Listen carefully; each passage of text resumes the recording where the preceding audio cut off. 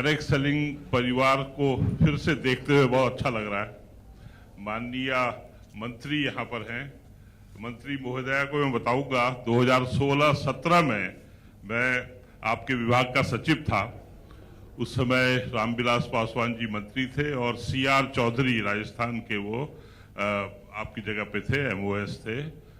और ये सब जो डायरेक्ट सेलिंग का बिजनेस करते हैं बड़ी ईमानदारी से, निष्ठा से, उनको बहुत परेशानी थी। भारत सरकार का एक दूसरा नियम, वो अभी भी है वो नियम, उस नियम को अगर आप हटवा दें तो बड़ा अच्छा रहेगा।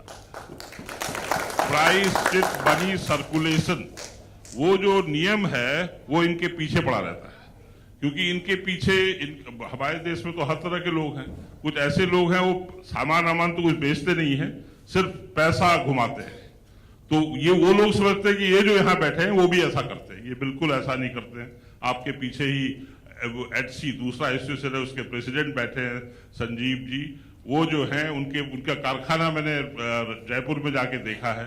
एमवे का कारखाना मैंने मदुरई में जाके देखा है, जहां ये लोग सब अपना अच्छा सामान बनाते हैं और उसको एक नेटवर्क के माध्यम से ईमानदारी से बेचते हैं। और आप तो देख लीजिए कि हमारे देश में मिलावट, स्मगल गुड, काउंटरफीट, फेक इतना होता है। ये जो लोग हैं डायरेक्ट सेलिंग वाले, आपको तो पता है आजकल आप कंज्यूमर प्रोटेक्शन एक्ट को एडमिनिस्टर कर रही हैं, उसमें कंज्यूमर के 6 अधिकार हैं। तो 6 में से 5 अधिकार डायरेक्ट सेलिंग वाले कंज्यूमर को सीधे प्रदान करते हैं।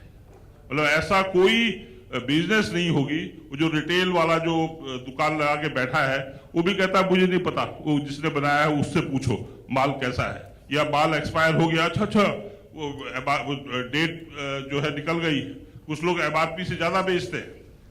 ये लोग ऐसा नहीं कर सकते। ये कंज्यूमर को सीधे कंज्यूमर से रिश्ता बनाते हैं, उसको अच्छा माल बेचते हैं। और इतना कठिन काम ये लोग करते हैं, लेकिन वो दूसरा एक्ट जो है PCMC इनको परेशान करता है और अभी भी कर रहा है।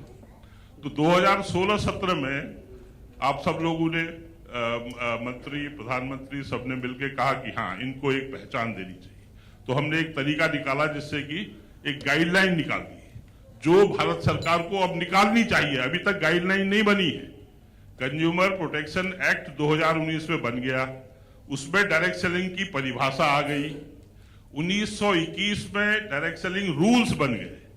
रूल्स तक ही सीमित नहीं रहना है, रूल्स के बाद गाइडलाइंस आनी है। गाइडलाइंस, और बहुत स्टेट गवर्नमेंट्स गाइडलाइन बना रही हैं, मॉनिटरिंग कमेटी बना रही हैं, क्योंकि अल्टीमेटली स्टेट गवर्नमेंट्स को भी मदद करनी है। और आपने देखा होगा वो जो हमारे देश में दूसरी बड़ी प्रॉब्लम है, फूड और कंज्यूमर अफेयर्स एक साथ है, दोनों विभाग।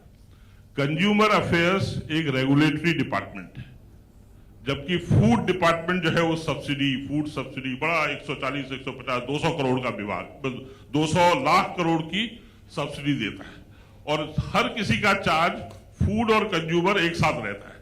तो कंज्यूमर वालों को कोई पूछता ही नहीं है। इस बहुत से स्टेट में तो कंज्यूमर डिपार्टमेंट है ही नहीं। और डायरेक्ट सेलिंग जो है कंज्यूमर प्रोटेक्शन एक्ट के अंदर, क्योंकि ये by the consumer, for the consumer, of the consumer, ये ऐसा व्यवसाय है जो कंज्यूमर द्वारा कंज्यूमर के लिए चलाया जाता है। लेकिन वो हर स्टेट में मेरे ख्याल से 5-6 स्टेट है जहां कंज्यूमर का एक दफ्तर अलग से है। अदरवाइज सब पार्ट टाइम देखते हैं। वो बड़ा दफ्तर जो फूड वाला है उस पर ध्यान ज्यादा रहता है, कंज्यूमर में किसी का ध्यान नहीं रहता। तो ये अगर आप परिवर्तन करा दो, हर स्टेट में कंज्यूमर डिपार्टमेंट हो, वो डायरेक्ट सेलिंग को देखें, इनको प्रमोट करें। नहीं तो 2016-17 में जो हम लोग गाइडलाइन बनाई थी, 21 में वो विड्रॉ हो गई, रूल्स बन गए, बहुत बढ़िया हुआ। अब चैलेंज इन लोगों को है, डायरेक्ट सेलिंग के उद्यम को चैलेंज है, क्योंकि भारत सरकार ने नियम बना दिए, कैसे खेल खेलना है वो तो बना दिया है। अब उसको फाइन ट्यून करना होगा, कितने ओवर देने हैं, किसको कैसे आउट करना है, उसके लिए गाइडलाइंस की अब जरूरत है रूल वाइज। यहाँ पर बहुत लोग हैं और FDSA हमेशा फोर फ्रंट में रहा है, IDSA है दूसरा एसोसिएशन, तीसरा भी मैंने बताया HC एक एसोसिएशन है। 4 हम लोगों के डायरेक्ट सेलिंग के एसोसिएशन हैं, लेकिन ये लोग सब संगठित हैं और ये सरकार से सिर्फ यही कहते हैं कि हम अच्छा माल बेचते हैं, ईमानदारी से बेचते हैं, हमारी मदद कीजिए।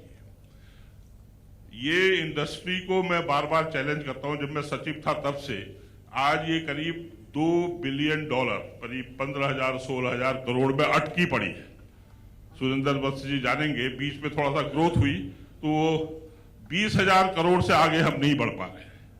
अब नियम कानून सब हो गए हैं तो बहुत मदद की जरूरत है। तो इस समय आप आई हैं, मेरे ख्याल से मैं दूसरी मंत्री को डायरेक्ट सेलिंग के फंक्शन में देख रहा हूं। एक बार बहुत पहले IDSA के फंक्शन में आए थे एक मंत्री और आज आप आ रही हैं, तो इनका सौभाग्य है, बहुत अच्छा है और मेरे ख्याल से आप मदद करेंगी इनको आगे बढ़ने के लिए। तो आपके रहते हुए ये जो है 20,000 से 40,000 करोड़ पहुंच जाए तो मुझे बहुत अच्छा लगेगा। तो बहुत बहुत धन्यवाद। आप लोग सब मुझे बहुत सम्मान देते हैं और मैं अब आपके परिवार का सदस्य हो गया, लेकिन डायरेक्ट सेलिंग में नहीं कर पाऊंगा क्योंकि बहुत कठिन है। वो मैं बार बार इनसे कहता हूँ, मेरे पास पेशेंस नहीं है, बड़ा धीरज का काम है ना। हम 10 लोगों के पास जाते हैं कि ये खरीद लो, नहीं। और अभी भी बड़ा इसका वो है कि नहीं ये लोग तो जो है ज्यादा दाम लेते हैं, अच्छा माल नहीं देते, ऐसा नहीं है। अगर जो घुसता है अंदर तो इसमें सरकार की मदद चाहिए। वो जो आपके एडवर्टीजमेंट, वो जो कंज्यूमर के ज्यादातर एडवर्टीजमेंट, जो भी आपका बजट है ज्यादातर वो कंज्यूमर एम्पावरमेंट में जाता है, उसमें थोड़ा सा डायरेक्ट सेलिंग के बारे में भी अगर कहा जाए, क्योंकि हमारे देश में इसका बहुत जरूरत है। एक तो इतनी ज्यादा यंग पॉपुलेशन है और महिलाएं इसमें बहुत ज्यादा है, करीब 60-70% महिलाएं इसमें काम करती है, कुछ फुल टाइम कुछ पार्ट टाइम। ये आंध्र प्रदेश इन पर्टिकुलर, आंध्र प्रदेश, तेलंगाना, जहाँ रेड्डी गारू आपके बगल में बैठे हैं, किशोर गारू, ये लोग सब जो हैं, आंध्र प्रदेश एंड तेलंगाना इसका बिल्कुल हब है। वहाँ महिलाएं बहुत एक्टिव हैं, लेकिन कभी कभी बीच में वो मनी सर्कुलेशन वाले आ जाते हैं तो इनको बदनाम हो जाते हैं। तो इसमें सरकार की बहुत मदद की जरूरत है। सरकार ने ऑलरेडी नियम बना दिए हैं और अब और गाइडलाइन बनते रहे। स्टेट में मॉनिटरिंग कमेटी जल्दी से बने और जो लोग ईमानदारी से काम कर रहे हैं उनका भला हो, ये मैं चाहता हूँ। शुभकामनाओं के साथ हैप्पी एनिवर्सरी। एक बार शायद 2 साल पहले मैं आया था, कल मेरा जन्मदिन था और आज FDSA का जन्मदिन मुझे याद है। धन्यवाद।